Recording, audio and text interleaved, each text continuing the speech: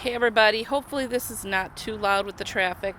The door was staying shut and now it's blowing open, so of course. But I want to do a quick run through of the greenhouse and show you how things are going.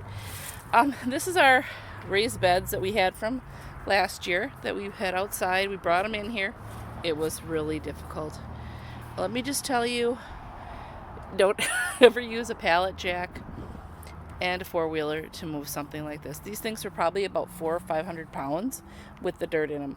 That's kind of what we estimated. It was a nightmare. That's all I'm going to say. But here we go. We have the first one here. I have a couple. Obviously, because we're covering these also at night, it's been getting really cold. I mean, lately it's been warmer, but we've had nights down to 20 degrees. So it needs a little more protection. So like my pots, I've stuck them under here where I've only got maybe a few things growing. Back in here, we've got some kale. You can see the kale growing back there. A couple little weeds I got to pull out. But up front here, I've got, some parsley, but my bee balm's looking like it's pretty much not doing so great. I might pull that out and bring it in the house. And then some citronella. My peppers. Oh my gosh, you guys. Seriously, these peppers. I was ready to cut them all back. I'm trying to pull this back so we can see. Cut them all back so that, I could winter them over, and I will. Once they're done, these peppers are done on here, I'm going to cut them back. Cut them, bring them in the house and winter them over. But wow. Like, seriously, I don't think I had this many peppers on this plant in the summer. And there's a bunch of little ones on here too. I mean, it's crazy. On this guy, look at all these.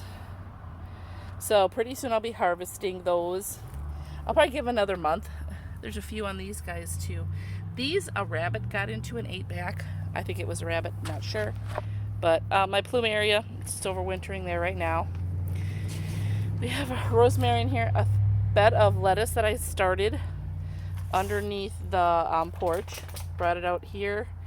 That is pineapple mint, had to think. Here we have a couple little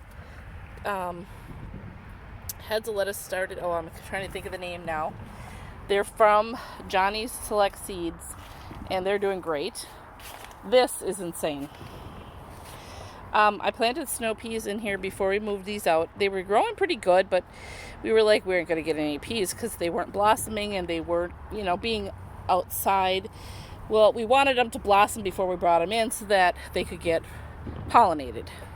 Now, some of them have died off in the back, and I think it's because they got too hot in here. I'm not sure because I don't think it's from the cold because I think the rest would be done. But we have peas all over. And they did get pollinated in here. So I've seen flies in here, and I've seen wasps, bees, all kinds of stuff. So they're doing amazing. My poor radishes that I planted down here are getting shaded out a little bit, but the peas I'd rather have. So we're going to let those go. I've tied them up a little bit. I need to do some more tying on these. Carrots are doing really well. These were started before we brought these in here, but they really have taken off well. Mari, move. Okay. These were my volunteer tomatoes.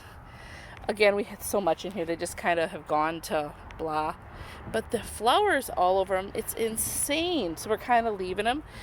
I had tried to start carrots in here along with, these tomatoes, and they just didn't do anything. And now, if you can see, they're starting. I don't think we'll get anything from these particular carrots. There's a few only.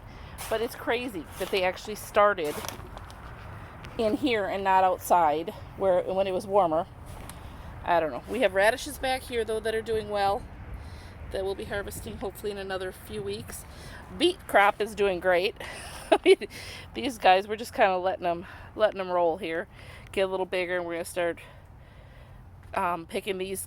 And we've never eaten beets before, so I'm not sure. Hopefully we like them. There's my temperature gauge. 76 in here right now, 76% humidity, so that's like crazy. But yeah, and we do have a heater that runs at night. Let me show you. Probably saw it back here with the lettuce. We put it in like the middle. And so we have just a small heater. We have it set on low.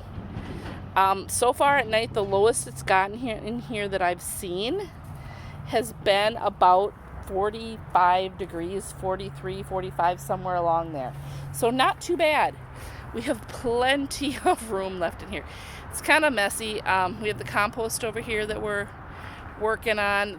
The chickens are actually going to be in the back half. Once, probably about December, we'll move them in here. So we've just got to get the fencing up and stuff so they don't wreck our plastic. We have back over here the strawberries. This is another plumeria tree that's going to go into the house soon. It got frosted some, but it should make a recovery here now. For next year, I'll bring it back out. But yeah, the strawberries look rough, but it's this time of year. So Mari's out here checking things out. So yeah, we've got lots of room. I figured it out yesterday, and I believe we can get, what was it I was thinking? Because we're going to put about 8 of these down the row.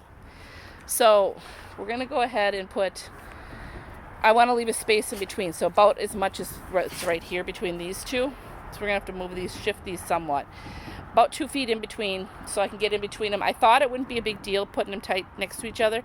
It's a lot harder for me to reach back to the other ones than I thought it was going to be. So yeah, it happens. But we're going to do 8 down the full length. We're going to have 2 rows of 8. Then we're going to leave an open row of about the same width. And we're going to plant some corn in here. And possibly some other things. We want to try to get an early crop of sweet corn that we can put out. The door blew open, so Mari's like, hey, I'm going outside. It's hot in here. It is warm in here. And I think it's warmer in here than actually what that temperature shows because of the fact that that's under the cloth that'll shade it a little more. But anyway, yeah, so we're going to have a row that's about the width of these containers. They're about 39 by 48, something like that. What they are, if anybody asks, is they're those 275-gallon water jugs, totes that you can get. If you get those and you want to use them for gardening, make sure you get the ones that had food-safe items in them, because otherwise they can be absorbed into that plastic and be toxic. So you don't want that in your food. But we cut them in half, and then he found pallets. Some of them, like when you get them, they come on a pallet like this. They're pretty much already screwed on there. Sorry for the trucks going by. So we didn't want the other one shorter. So he found some pallets. You can get wood pallets too. We found some plastic ones we actually liked a little better. But there we have a wood one. And so we've been putting them on those. And actually, you see we have a stack of pallets here that we're going to use next spring.